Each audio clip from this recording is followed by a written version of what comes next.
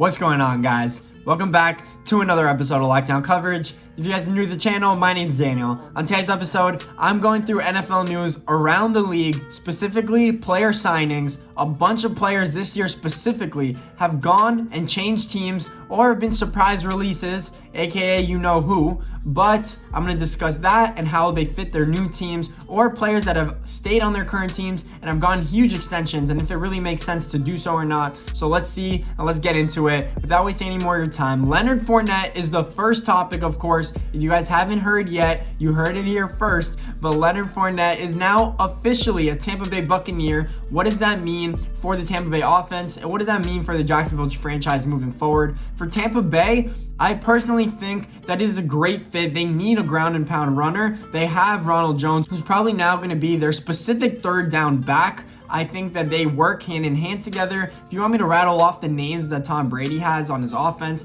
it's Tom Brady at quarterback, Leonard Fournette, Ronald Jones, and then a wide receiver and tight end. They have three capable tight ends that would make every NFL roster, with Cameron Brate, OJ Howard, and of course Rob Gronkowski coming back after being retired for a year. And then they have Mike Evans and Chris Godwin. Yeah, sure, they don't have a third crazy slot receiver, but they don't need one. Like, by the way, Antonio Brown's still a free agent, so if they really needed one, there you go. You got a Hall of Fame wide receiver coming off free agency if you guys really need one. But other than that, Tampa, of course, has had an amazing offseason signing Tom Brady. I do not think he's washed up yet, so I don't want people saying that the team is going to suck because he's washed up. Watch what he will do with all these weapons. He will surpass everyone's expectations, in my opinion. Yes, they have to compete with the New Orleans Saints, but other than that, the Carolina Panthers or the Atlanta Falcons do not pose any threat in that division, in my opinion. So I think Leonard Fournette is a great fit for Tampa Bay. They need a guy who could take carries, because Ronald Jones was not going to carry the ball 250 times a year, or this year specifically. So Tampa Bay and Leonard Fournette, I love the fit. And what does that mean for Jacksonville? Jacksonville is on the decline. Jacksonville is going to try and get that number one pick, in my opinion. Trevor Lawrence is the future. Trevor Lawrence or Justin Fields, I think they are officially the future of the Jacksonville Jaguars franchise. Maybe, just maybe, they could turn things around over there in Jacksonville. I don't know. Their franchise is dysfunctional with a capital D. Next up with player news, doesn't really have to do with player extensions yet, but it was reported that Alvin Kamara did miss a few days of practice or training camp practice. Why is that? Because he wants a new deal. He's officially on the last year of his rookie deal, and he was a third or fourth round pick. I'm pretty sure he was not a high draft pick. So his deal is currently worth about $1.2 million on his final year. And no, he doesn't have a fifth year option because he wasn't a first round pick, of course.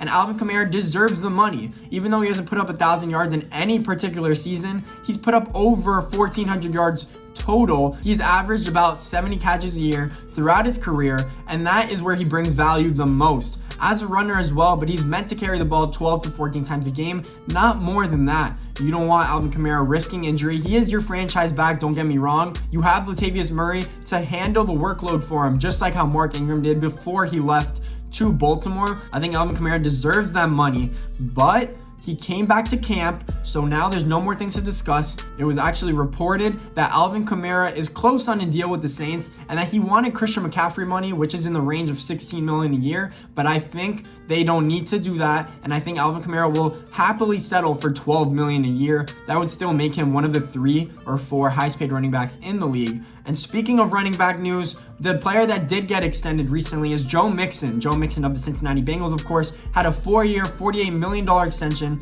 I love Joe Mixon as a player. He is a complete 3-down running back. He has speed. He has that juking ability in short range and short yardage situations. So I love Joe Mixon. The only thing I would complain about is he might not put up big numbers again, because last year with a horrendous offensive line in Cincinnati, he put up over 1,100 yards, which is great for a guy that has probably one of the worst offensive lines in the league. Joe Burrow is going to suffer, but Joe Mixon might suffer more than Joe Burrow because he is fully reliant on the running game. And if that offensive line in Cincinnati can't compete and can't be middle of the pack. Don't expect Joe Mixon to rush for 1,200 yards this year, even though he is primed for a breakout year. If he had a great offensive line like in Dallas, he could put up Ezekiel Elliott numbers, in my opinion. That is how good I think Joe Mixon is. He's a top 5 runner if you put him behind a capable offense. And no, I'm not saying that Cincinnati has a bad offense, because they still have AJ Green and Tyler Boyd, and they drafted T. Higgins in the 2nd round, and even John Ross as their 4th receiver. But I don't think that Joe Mixon will be a plus in that Cincinnati Bengals offense just because of that horrendous offensive line. Some more news I want to get to, and that is specifically Detroit Lions news, is Kenny Golladay is closing in on an extension with the Detroit Lions. What can we expect for that extension to look like? I think it will be in the range of $12 to $13 million as well, making him a top 10 paid wide receiver. Kenny Golladay, if you guys are low on him, is one of the best receivers in the NFL. And he is only going into his 4th year, I'm pretty sure. He was not a high-end product coming out of college, so people don't know who he is. But he is explosive. He's a number 1 receiver. You'll see if Matthew Stafford stays healthy this year, you'll see the production that he puts up. I think Kenny Golladay is a great player and a fantasy sleeper. So if you guys actually play fantasy football, go pick up Kenny Golladay, because I love him this year. In this Lions offense, they still have Marvin Jones, so it's not like he's the only receiver on their team. He still will get a shit ton of targets. I love Kenny Golladay. He deserves an extension like that. Probably didn't get paid that well either because he was a later round pick. Great for the Lions. But one player that did get paid for Detroit already is their left tackle, Taylor Decker, who got signed on a 5-year, $85 million, that's moolah, $85 million extension with the team. He was a 1st-round pick. He does play left tackle, one of the most important positions, and they need to keep Matthew Stafford healthy for however more years he's going to play for Detroit. So it makes sense to lock up your franchise left tackle. He is also underrated. Pretty much everyone in Detroit is underrated because they are a low-key franchise. Other than Thanksgiving, they barely get any recognition. And that is, sorry to any Detroit fans, but it's true. So I can't deny that.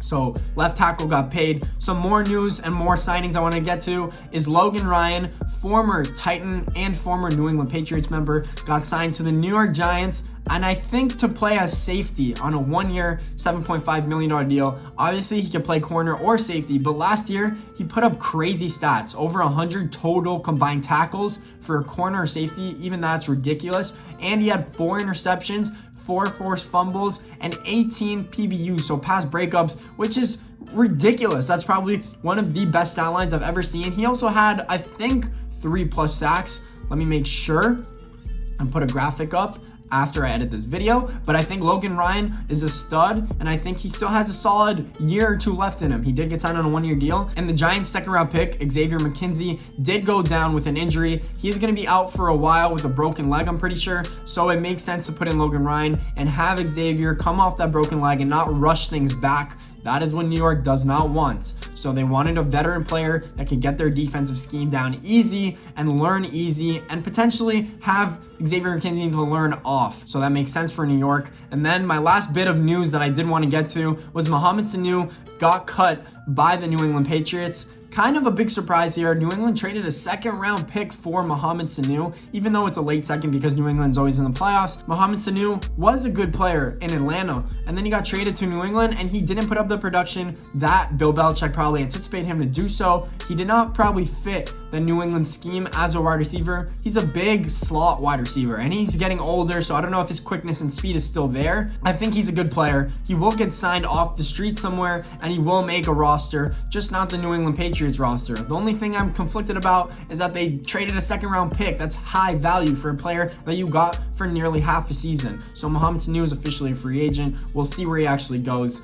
I think that he'll fit any team, particularly that has a great offense and needs a 3rd or 4th wide receiver to give depth or value. So guys, that is news around the NFL. If you guys like this video, please make sure to leave a thumbs up and subscribe to the channel. I am covering NFL news throughout the NFL season, so don't forget to subscribe. I will be posting videos probably every other day like I've been doing over the past week or so.